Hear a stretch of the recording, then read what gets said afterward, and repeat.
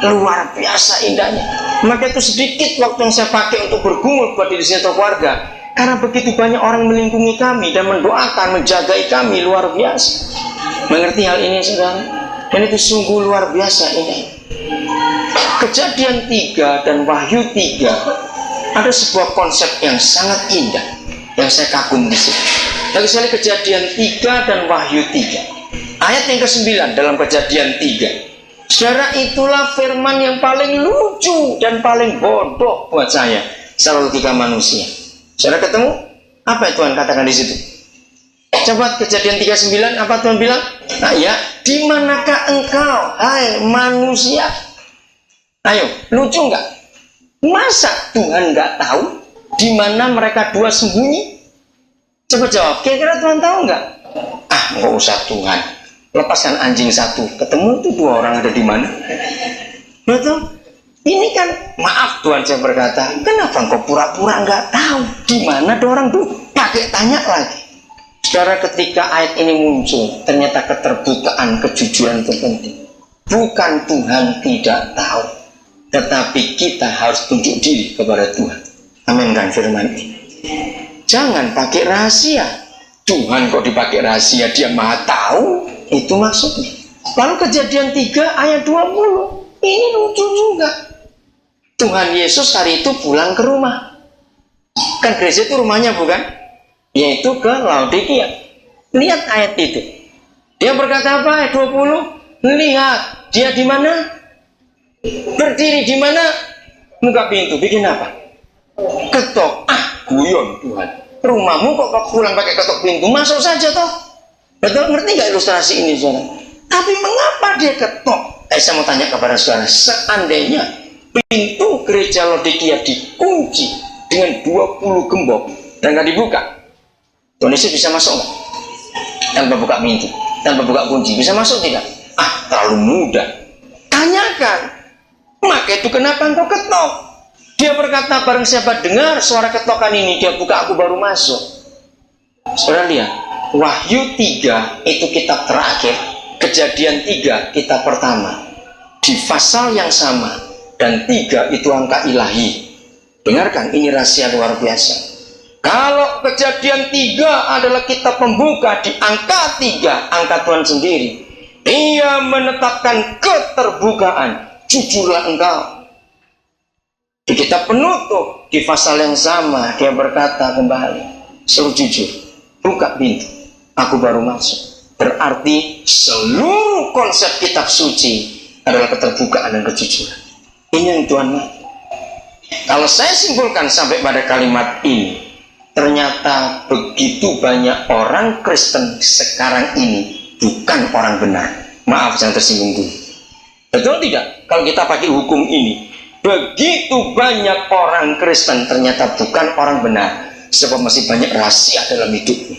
Bahkan bukan cuma sesama saudara seiman, kita berrahasia-rahasiaan.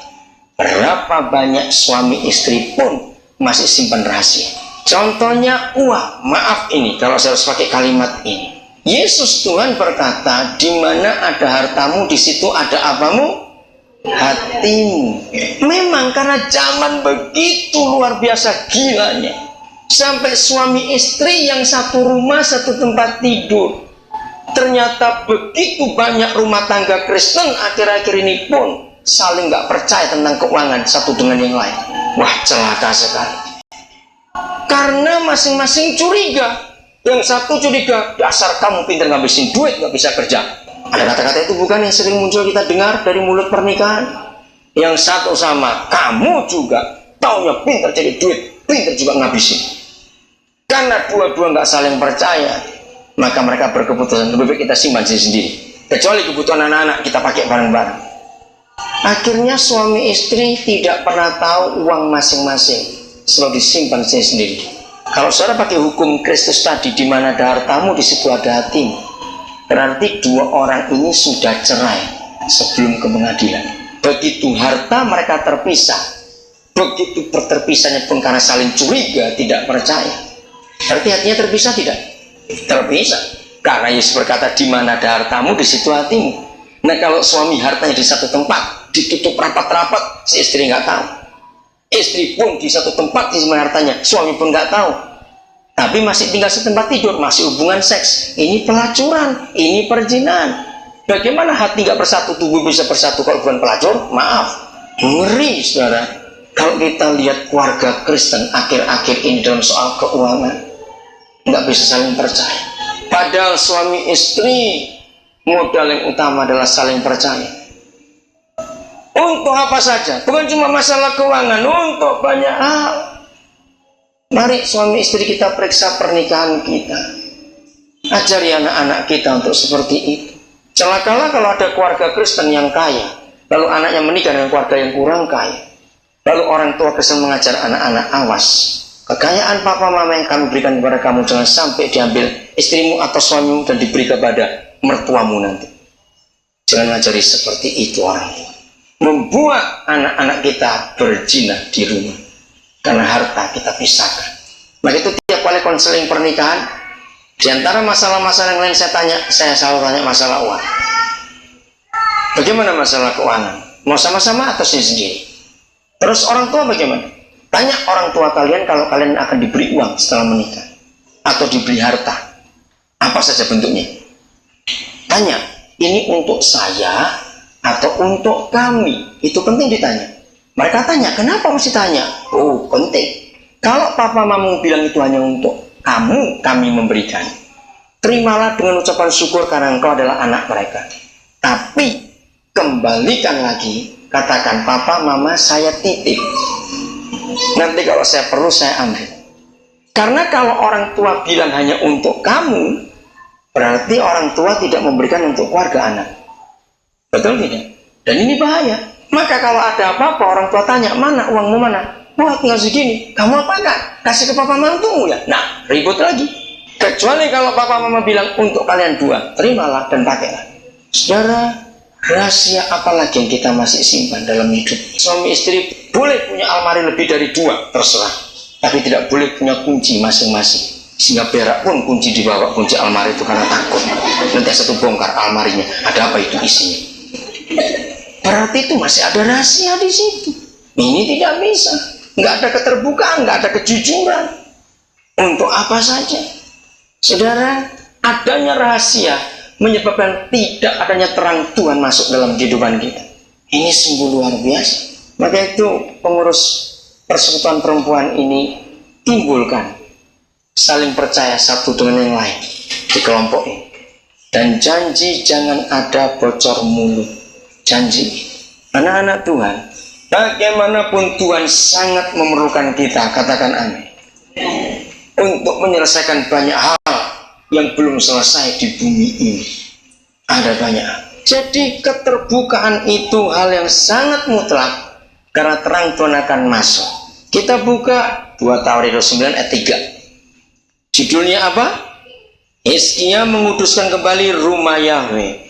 Pada tahun pertama pemerintahnya, luar biasa. Tahun pertama pemerintahnya, bulan yang pertama. Ia membuka apa? Pintu-pintu rumah Yahweh dan memperbaikinya. Ia mendatangkan para imam dan orang-orang Lewi dan mengumpulkan mereka di halaman sebelah timur. Kenapa halaman sebelah timur? Karena matahari terbit dari timur. Kemah suci itu menghadapnya ke timur. Ini luar biasa, menyongsong matahari. Ya, dikumpulkan di sebelah timur, pintu dibuka. Kalau sudah baca di rumah nanti kisah ini, ternyata sekian tahun lamanya rumah Tuhan enggak dipakai oleh raja sebelumnya. Tertutup rapat, tidak ada korban, tidak ada pembakaran, tidak ada segala macam, tidak ada kegiatan apa-apa.